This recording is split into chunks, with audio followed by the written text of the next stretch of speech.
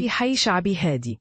كان في بيت قديم مهجور، الناس كلها كانت بتقول إنه مسكون. كان في واحدة اسمها فاطمة، بنت عندها حوالي 20 سنة وبتحب الحيوانات.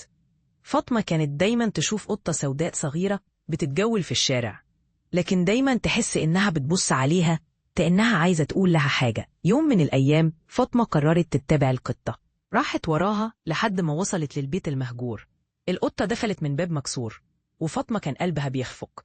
المكان كان موحش ومليء بالظلام، بس فضولها كان أقوى من خوفها. دخلت فاطمة ورا القطة ولقت المكان مليان غبار وصوت صرير من الأبواب.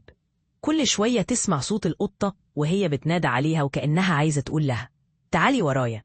وهي بتتبعها راحت لحد ما وصلت لقاعة كبيرة، وكانت في شباك مكسور والضوء بيخترق الغبار.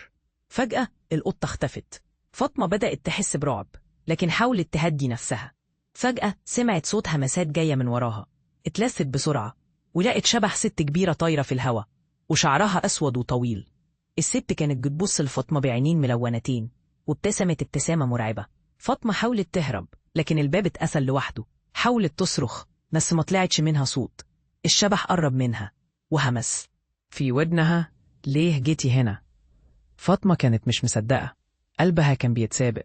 الشبح قال لها أنا حبيسة المكان ده، والقطة السوداء هي اللي بترسل الناس هنا. فاطمة سألت ليه؟ عايزة مني إيه؟ الشبح رد أنا محتاجة مساعدة، بس لازم تفهمي إن المكان ده مليء بالأسرار. وفجأة القطة السوداء ظهرت تاني ولقت نفسها بتقرب من الشبح. فجأة فاطمة حسيت بذكريات غريبة، كأن الشبح كان جزء منها. عرفت إن الشبح كان بنتها اللي راحت ضحية لعائلة شريرة عاشت في البيت ده من زمان. الشبح قالت بفزع محتاجين نكسر اللعنة، لازم تطلعي بس تعلمي الدرس. فاطمة ركزت وفهمت إن القطة كانت بتحاول تحميها، وكل فترة بتنقلها للزمن اللي كان فيه الشبح. فاطمة شافت كل الأحداث اللي حصلت وعرفت إنه لازم تدور على وسيلة لتحرير روح الشبح. فاطمة حاولت تخرج من المكان، وعرفت إنه لازم تقف قدام الشبح وتقول أنتي مش لوحدك، أنا هنا معاكي. الشبح ابتسمت والضوء بدأ يعمي المكان، وفجأة فاطمة لقت نفسها بره البيت. القطة السوداء كانت مستنية بره، وفاطمة بقت تعرف إنه دورها هو إنه تحكي القصة وتحرر الأرواح. ومن الوقت ده وهي دايما بتشوف القطة، بس دلوقتي بتحس إنها صديقة.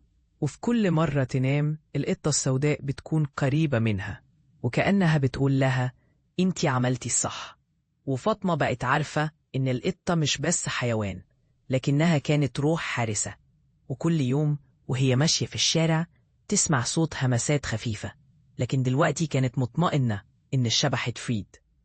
القصة دي بقت حكاية فاطمة عن القطة السوداء اللي كانت بتبص لها، وفتحت لها باب عالم جديد مليان بالأسرار والحب.